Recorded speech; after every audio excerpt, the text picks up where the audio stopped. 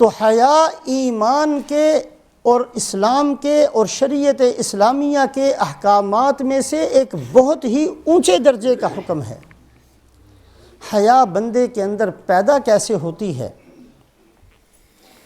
اس کے جہاں اور بہت سارے اسباب ارشاد فرمائے گئے، رسول پاک علیہ السلام نے ایک سبب اس کا نکاح کو بھی ارشاد فرمایا۔ یا معشر الشباب من استطاع منکم الباءۃ فلیتزوج فإنہ اغض للبصر واحسن للفرج۔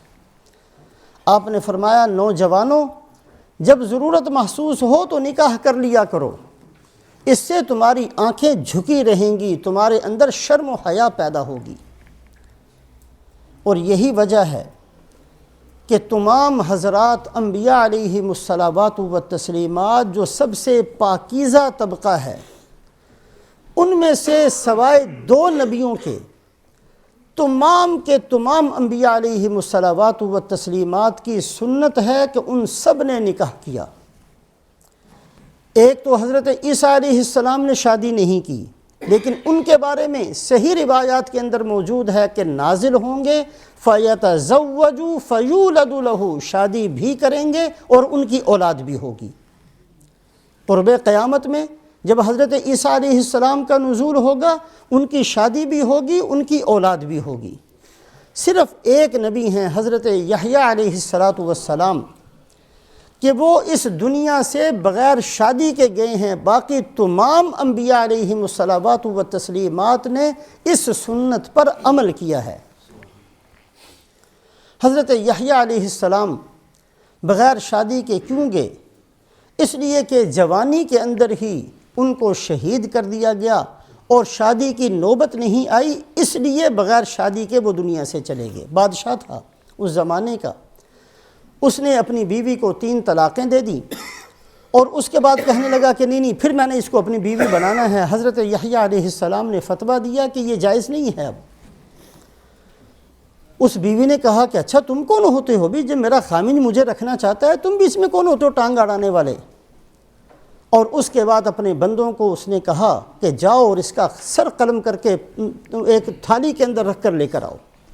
حضرت یحییٰ علیہ السلام کو شہید کر دیا گیا، جوانی کے اندر ہی شہادت مل گئی، شادی کے بغیر دنیا سے گئے، ورنہ 1,24,000 انبیاء علیہم الصلاوات و تسلیمات میں سے تمام نبیوں کی سنت ہے نکاح کرنا۔ اس لیے کہ رسول پاک علیہ السلام نے شرم و حیا دنیا کے اندر باقی رہے اور شرم و حیا والی عادتیں مسلمانوں کے اندر آتی رہیں، ان کی نگاہیں جھکی رہیں، اس کے لیے سب سے بہترین سبب شادی اور نکاح کا کرنا، اس کو اللہ کے نبی صلی اللہ علیہ وسلم نے قرار دیا۔ اولادوں کی شادی کرنا ہم سب کرتے ہیں، ذمہ داری ہے، ذمہ داری سمجھتے بھی ہیں۔ قرآن اور حدیث کی روشنی میں 4-5 باتیں نکاح کے بارے میں اس مجلس کے اندر سامنے رکھی جائیں۔ سب سے پہلی بات، نکاح کاروبار نہیں ہے، عبادت ہے۔ بدقسمتی سے نکاح کے بارے میں آج کل اس قسم کی باتیں سامنے آتی ہیں کہ بعض دفعہ کہتے ہوئے بھی شرم آتی ہے، سنتے ہوئے بھی شرم آتی ہے۔ صرف ویزے کے لیے بہت سارے واقعات ایسے ہیں، صرف اس لیے کہ یہاں کا آنا مل جائے، حالانکہ نہ لڑکا تیار ہوتا ہے، نہ لڑکی تیار ہوتی ہے، نہ کوئی جوڑ بنتا ہے، نہ کوئی تک بنتا ہے، خام خواہ صرف ایک ویزے کے حصول کے لیے اس مقدس رشتے کو استعمال کیا جاتا ہے۔ اس کے علاوہ کتنے حرام کام ہیں بعض دفعہ زبان سے ادا نہیں کیے جا سکتے، شرم آتی ہے کہتے ہوئے کہ کس طریقے سے آج ہم لوگوں نے اس مقدس عبادت کو کس طرح اس کا ستیہ ناش کیا ہے اور کیسے اس کو کھیل بنایا ہے اور کیسے اس کو کاروبار بنایا ہے۔ یا تو صرف ویزے کے لیے، یا اس لیے کہ بیوی کہتی ہے جی میں نے اپنے رشتہ دار کے ساتھ کرنی ہے، میرا بھانجا ہے، میرا بھتیجا ہے، میری بھانجی ہے، میری بھتیجی ہے۔ خاوند کہتا ہے میرا بھانجا ہے، میرا بھتیجا ہے، میری بھانجی ہے، میری بھتیجی ہے۔ ان چکروں کے اندر یہ نہیں دیکھا جاتا کہ اس اولاد کے لیے مصلحت کس میں ہے، ایک مقدس عبادت کو کیسا کھیل تماشے کے طور پر آج ہم اس کو اختیار اور استعمال کرتے ہیں۔ ایک نہیں 20 واقعات امت مسلمہ کے سامنے ہیں۔ سورہ روم کی آیت نمبر 21، کبھی اللہ توفیق دے تو اس کو اٹھا کر دیکھیں۔ وَمِنْ آيَاتِهِ أَنْ خَلَقَ لَكُم مِّنْ أَنفُسِكُمْ أَزْوَاجًا لِتَسْكُنُوا إِلَيْهَا وَجَعَلَ بَيْنَكُم مَّوَدَّةً وَرَحْمَةً۔ اللہ فرماتے ہیں میاں بیوی کے درمیان میں محبت میں پیدا کرتا ہوں۔ میاں بیوی کے درمیان میں محبت میں پیدا کرتا ہوں۔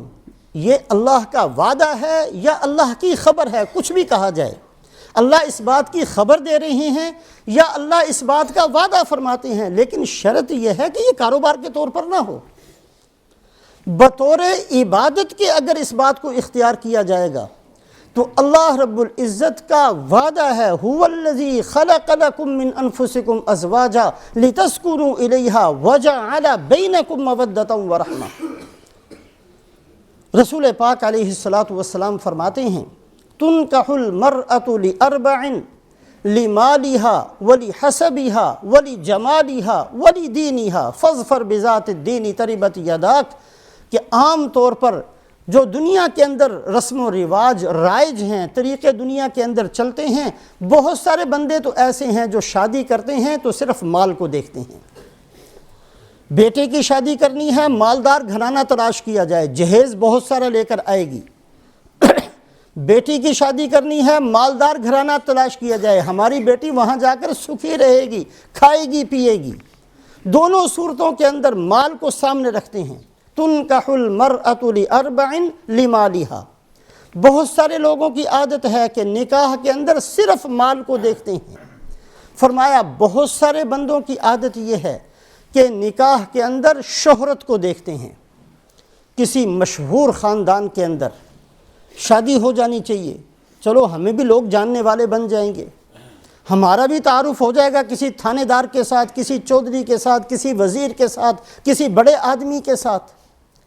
دوسری یہ چیز ہے جس کو نکاح کے اندر دیکھا جاتا ہے۔ تیسری آپ صلی اللہ علیہ وسلم نے فرمایا کہ تیسری چیز دیکھی جاتی ہے حسن اور خوبصورتی کو، اور چوتھی چیز دیکھی جاتی ہے لدینہا، کہ عورت کے ساتھ شادی کی جاتی ہے صرف اس کے دین کو دیکھ کر۔ فاظفر بذات الدین تربت یداک، اے میری امت میں تمہیں حکم دیتا ہوں کہ اگر دیکھنا ہو تو صرف دین کو دیکھنا۔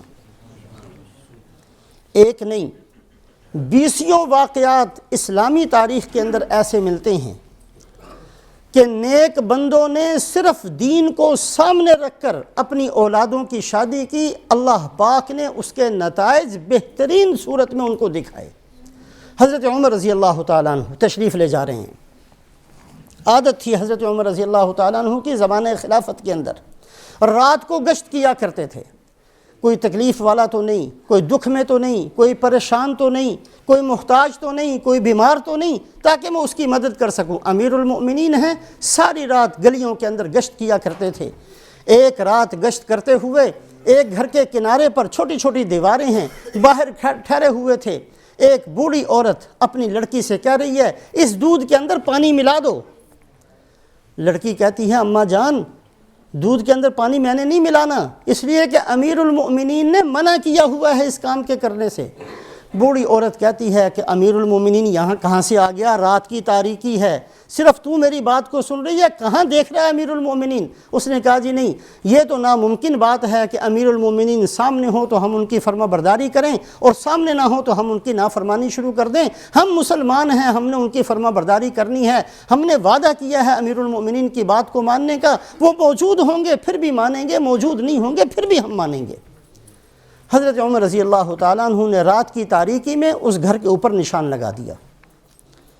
صبح پہنچے، اپنے بیٹے کے ساتھ اس لڑکی کی نسبت کی، جا کر رشتہ مانگا۔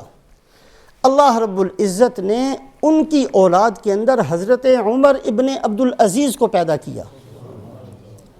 حضرت عمر ابن عبدالعزیز جو بعد میں آئے ہیں، بنو امیہ کے خلیفہ ہیں، متفقہ طور پر امت اس پر متفق ہے کہ جو زمانہ خلفائے راشدین کا رحمت اور برکت والا تھا وہی زمانہ واپس آ گیا تھا حضرت عمر بن عبدالعزیز کے زمانے میں۔ ایک چرواہا جنگل کے اندر اپنی بکریوں کو چرا رہا تھا، بکریاں چراتے چراتے زور سے چیخ ماری، رونا شروع کر دیا، لوگ ادھر ادھر سے اکٹھے ہو گئے، او بھائی کیا ہوا؟ کہا میری ایک بکری کو بھیڑیا کھا گیا۔ کہا اللہ کے بندے اس میں اتنا چیخنے کی کیا بات ہے؟ او بھیڑیے بکریوں کو کھا ہی جایا کرتے ہیں، کوئی پہلی دفعہ تو نہیں یہ ہوا۔ کہا نہیں ایک بکری کے اوپر میں نہیں رو رہا، آج اس بھیڑیے کا میری بکری کو کھا جانا دلیل ہے اس بات کی کہ عمر بن عبدالعزیز دنیا سے چلے گئے۔ ان کی برکت تھی کہ بھیڑیا بھی انصاف کر رہا تھا اور بھیڑیا بھی کسی پر ظلم نہیں کر رہا تھا۔ آج جو اس بکری پر، میں تو ہمیشہ سے اس پانی کے اوپر اور اس کھیت کے اندر اپنی بکریوں کو چراتا ہوں، میری بکریوں کے ساتھ ہی بھیڑیے چڑھا کرتے ہیں، کبھی کسی نے حملہ نہیں کیا، آج جو اس کا حملہ کرنا ہے، پتہ چلتا ہے کہ عمر بن عبدالعزیز دنیا سے چلے گئے، پتہ کیا اسی لمحہ ان کا انتقال ہوا تھا۔ ایسا بہترین فرما روا، ایسا انصاف کرنے والا عادل بادشاہ یہ پیدا ہوا ہے اس بنیاد پر کہ حضرت عمر رضی اللہ تعالیٰ عنہ نے اولاد کی شادی صرف دیندار دیکھ کر کی ہے، صرف اس لڑکی کی دینداری کو سامنے رکھ کر بیٹے کی شادی کی۔ اللہ نے اس کی اولاد کے اندر سے ایسے بندوں کو پیدا کیا۔ حضرت ابو الدرداء رضی اللہ تعالیٰ عنہ انصاری صحابی ہیں، ان کی بیٹی حضرت درداء رضی اللہ تعالیٰ عنہ یہ بھی صحابیاں ہیں۔ یزید ابن معاویہ نے، یزید کیونکہ حضرت معاویہ رضی اللہ تعالیٰ عنہ شام کے علاقے کے گورنر تھے، حاکم تھے، مال کی بہتات تھی، مال بہت سارا تھا گھرانے کے اندر، ڈھیر لگے ہوئے تھے، اور یزید کا زمانہ آیا تو وہ تو ویسے ہی بد چلن قسم کا آدمی تھا، اس نے اس مال سے بہت فائدہ حاصل کیا، دبا کے خرچ کرتا تھا۔ تو یزید نے بڑی کوشش کی کہ کسی طریقے سے میری شادی درداء کے ساتھ ہو جائے، حضرت ابو الدرداء رضی اللہ تعالیٰ عنہ کی بیٹی حضرت درداء سے میری شادی ہو جائے، بڑا زور لگایا، بڑے بڑے صحابہ جو اس زمانے میں موجود تھے ان کو سفارشی بھی بنایا۔ حضرت ابو الدرداء رضی اللہ تعالیٰ عنہ انکار کرتے رہے، اور پھر ایک بالکل قسم پرس قسم کا آدمی جس کے کپڑے بھی پھٹے ہوئے تھے لیکن دیندار آدمی تھا، نوجوان، اس کے ساتھ اپنی بیٹی کی شادی کر دی۔ اور جب کسی نے آ کر کہا کہ اتنا اچھا خاندان اور اتنا اچھا رشتہ آپ کو مل رہا تھا، بڑا مال تھا، کہا اگر میری بیٹی صبح اٹھتی اور اس کے سامنے اس کے خادم ہاتھ باندھ کر کھڑے ہوتے اور رات کو سوتی تو بہترین بستر اس کو ملتا اور سونے چاندی کے ڈھیر اس کو نظر آتے، تو پھر میری بیٹی کا ایمان کہاں بچتا؟ اسی طریقے سے حضرت سعید ابن مسیب رحمۃ اللہ علیہ، یہ بہترین بہت جلیل القدر تابعی ہیں، اتنے اونچے درجے کے تابعی ہیں کہ صحابہ اپنی موجودگی کے اندر لوگوں کو کہا کرتے تھے فتویٰ پوچھنا ہو تو سعید ابن مسیب کے پاس جاؤ، حدیث کا مطلب پوچھنا ہو تو سعید ابن مسیب کے پاس جاؤ، قرآن کی تفسیر پوچھنی ہو تو سعید ابن مسیب کے پاس جاؤ۔ اور کون صحابہ؟ حضرت عبداللہ ابن عمر رضی اللہ تعالیٰ عنہما جیسے صحابہ لوگوں کو ان کے پاس بھیجا کرتے تھے۔ یہ مقام تھا حضرت سعید ابن مسیب رحمۃ اللہ علیہ کا۔ ان کی جو بیٹی تھی، اللہ پاک نے صورت بھی بہت اچھی دی تھی اور سیرت کے اعتبار سے بھی بہت نیک اور صالح تھی۔ اس زمانے کے جو جلیل القدر مفتی تھے ان میں شمار تھا ان کی بیٹی کا، ان کا فتویٰ جاری ہوتا تھا اور قرآن اور حدیث کے معنی اور مطلب ان سے پوچھے جاتے تھے۔ باپ کی تربیت تھی، باپ ایسا تھا کہ 50 سال تک کبھی تکبیر اولیٰ فوت نہیں ہوئی، 50 سال ایک دن بھی ایسا نہیں آیا کہ اذان ہوئی ہو اور سعید ابن مسیب مسجد میں موجود نہ ہو۔ جب باپ ایسا تھا تو بیٹی بھی ایسی تھی، اور اللہ پاک نے شکل و صورت بھی بہت بہت اچھی دی تھی۔ لہٰذا عبد الملک ابن مروان جو بنو امیہ کا بڑا زبردست جاہ و جلال والا بادشاہ تھا، 21 سال حکومت کی، سارا افریقہ اس کے زمانے میں فتح ہوا، بہت جاہ و جلال والا بادشاہ، اس نے حضرت سعید ابن مسیب رحمۃ اللہ علیہ سے درخواست کی، میں اپنے بیٹے کے لیے آپ کی بیٹی کا ہاتھ مانگتا ہوں۔ تو حضرت سعید ابن مسیب رحمۃ اللہ علیہ نے صاف صاف انکار کر دیا کہ نہیں، میں نے اپنی بیٹی کے لیے دیندار بچے کو تلاش کرنا ہے، میں ایسے ٹھیک ہے بہت کچھ آپ کے پاس ہے لیکن میں نے آپ کے بیٹے سے شادی نہیں کرنی۔ ایک نوجوان غریب سا آدمی حدیث پڑھنے کے لیے سعید ابن مسیب رحمۃ اللہ علیہ کی خدمت میں آیا کرتا تھا، پھٹے پرانے کپڑے، معمولی سی اس کی حیثیت، ہمیشہ آیا کرتا تھا، 4-5 دن وہ نہیں آیا، ابو وداع اس کا نام تھا۔ 4-5 دن کے بعد آیا تو سعید بن مسیب فرمانے لگے کہ بیٹا کیا بات ہے، آپ تو بڑی پابندی سے آتے تھے، 4-5 دن آپ نظر نہیں آئے۔ کہا جی حضرت بات یہ ہے کہ میری بیوی تھی، اللہ کا کرنا اس کا انتقال ہو گیا، اس کی مصروفیت کے اندر اور کچھ اس کی پریشانی کے اندر 3-4 دن میں ناغا کر بیٹھا، آپ کی مسجد میں نہیں آ سکا، اپنے محلے کی مسجد میں نماز پڑھتا رہا۔ حضرت سعید بن مسیب فرمانے لگے کہ تو نے دوسری کوئی شادی کی؟ کہا جی حضرت پہلی پتہ نہیں کیسے ہو گئی تھی، مجھے کون بیٹی دیتا ہے، میری تو حیثیت ہی کچھ نہیں ہے، نہ میرے پاس کوئی پیسہ، نہ ٹکا، نہ مکان، ایک جھونپڑی ہے شہر کے کنارے پر، وہاں میں رہتا ہوں، مجھے کون پوچھتا ہے، مجھے کس نے میری شادی کرنی ہے، پتہ نہیں کیسے ایک ہو گئی تھی، وہ دنیا سے چلی گئی، اب باقی زندگی میں نے ایسے ہی گزار لینی ہے۔ کہا نہیں ایسی کون سی بات ہے، ہم آپ کی شادی کرتے ہیں۔ اور اسی اپنی بیٹی سے جس کا رشتہ عبد الملک ابن مروان اپنے بیٹے کے لیے مانگ رہا، اسی بیٹی سے اسی مجلس کے اندر حضرت سعید ابن مسیب رحمۃ اللہ علیہ نے شادی کی، اور شادی کرنے کے بعد یہ نوجوان اپنے گھر چلا گیا، اور سعید ابن مسیب اپنی بیٹی کا ہاتھ پکڑ کر خود اس کے گھر چھوڑنے کے لیے گئے۔ جب اس جا کر دروازہ کھٹکھٹایا، ابو وداع کہتے ہیں میں نے کہا کون؟ کہا سعید۔ میرے دماغ میں بھی نہیں آیا کہ کون سعید اس وقت آ سکتا ہے، میں سوچ بھی نہیں سکتا تھا کہ سعید ابن مسیب میرے دروازے، میرے جھونپڑے پر آئیں گے۔ دروازہ کھولا، کہا کہ تمہارا نکاح ہو چکا تھا، میں نے کہا کہ چلو تمہاری بیوی کو تمہارے پاس چھوڑ آتا ہوں، یہ کہہ کر بیوی کو گھر کے اندر داخل کر دیا۔ ابو وداع کہتے ہیں کہ میں اپنے مکان کی چھت پر چڑھا، میں نے زور سے اعلان کیا کہ اے محلے والوں سن لو، ابھی سعید ابن مسیب اپنی بیٹی کو چھوڑنے کے لیے میرے گھر آئے ہیں اور انہوں نے اپنی بیٹی کا نکاح میرے ساتھ کر دیا ہے۔ لوگ بڑے حیران ہوئے کہ سعید ابن مسیب اتنا بڑا آدمی، اتنا جلیل القدر، اتنا بڑا تابعی، اتنا بڑا اللہ والا، اور تو 2 پیسے کا آدمی تیرے پاس آ گئے۔ اور جب آ کر دیکھا تو واقعی سعید ابن مسیب تھے۔ تو اللہ رب العزت نے ایسے بندوں کی اولادوں کے اندر سے بڑے بڑے صلحاء پیدا کیے جن بندوں نے اپنی اولادوں کا نکاح کرتے ہوئے صرف دینداری کو دیکھا۔ حضرت عبداللہ ابن مبارک رحمۃ اللہ علیہ بڑے زبردست اللہ والے ہیں۔ امت کا فیصلہ ہے کہ وہ مقام جہاں کسی بندے کو حجت کہا جائے، یعنی اس کا قول، اس کا فعل، اس کا عمل بطور دلیل کے پیش کیا جائے، اس مقام پر حضرت عبداللہ ابن عمر ہیں۔ دلیل کے لیے یہ بات کافی ہے کہ حضرت عبداللہ ابن مبارک نے یہ کہا، حضرت عبداللہ ابن مبارک نے یہ کیا، یہ بات بطور دلیل کے کافی ہے۔ بہت بڑے اللہ والے ہیں، بہت اونچے درجے کے، بہت بڑے اللہ والے، اتنے بڑے محدث ہیں کہ جب حدیث پڑھایا کرتے پورے کا پورا شہر سننے کے لیے آ جایا کرتا۔ ایک دفعہ ہارون رشید دارالخلافہ کے اندر تشریف لائے، اتنا مجمع اکٹھا ہو گیا، اتنا مجمع اکٹھا ہو گیا، سپیکر تو تھے نہیں، اور حدیث پڑھاتے ہوئے حضرت عبداللہ ابن مبارک کو چھینک آ گئی۔ حضرت عبداللہ ابن مبارک نے الحمدللہ کہا، اور مجمع نے جو یرحمک اللہ کہا، اس کی آواز ایسی گونجی اور اتنا شور برپا ہو گیا کہ ہارون رشید کھڑا ہوا اور جلدی سے ہتھیار باندھ لیے اور کہنے لگا کہ میرے ملک میں بغاوت ہو گئی ہے۔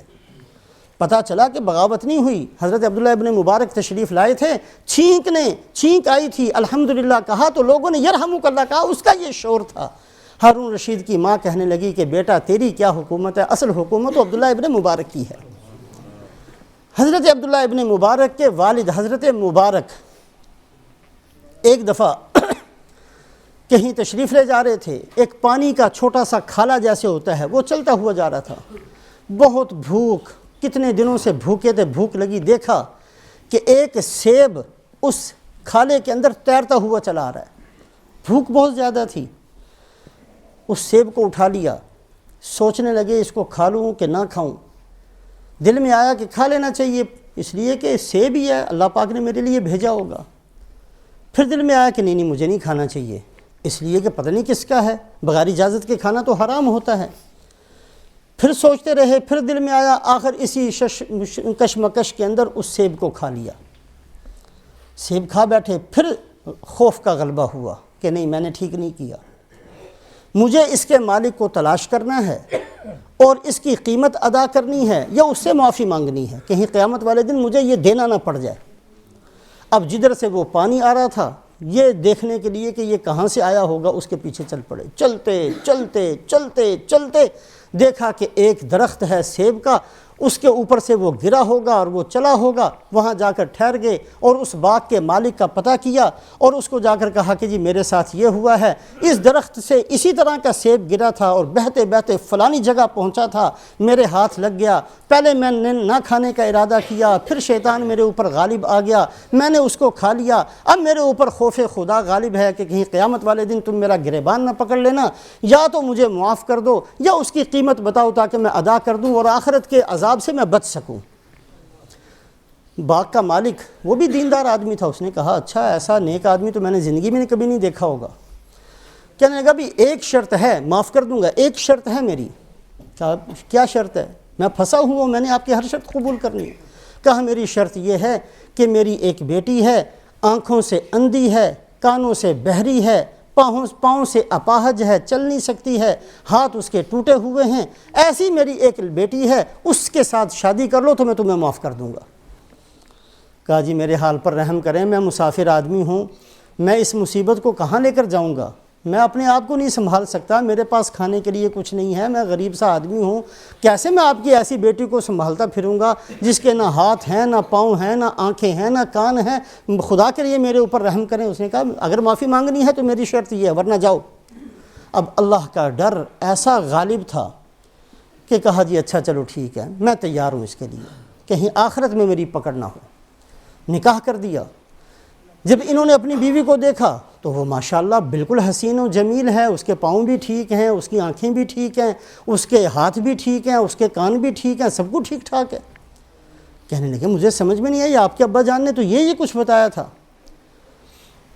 تو کہا کہ اصل میں بات یہ ہے کہ میری بیٹی نے آج تک کبھی حرام نہیں دیکھا، اس لیے میں نے کہا تھا وہ آنکھوں سے اندھی ہے۔ میری بیٹی کبھی حرام کی طرف چل کر نہیں گئی ہے، اس لیے میں نے کہا تھا پاؤں سے اپاہج ہے۔ میری بیٹی نے کبھی کوئی حرام چیز پکڑی نہیں ہے، حرام چیز سنی نہیں ہے۔ انہوں نے اللہ کا شکر ادا کیا۔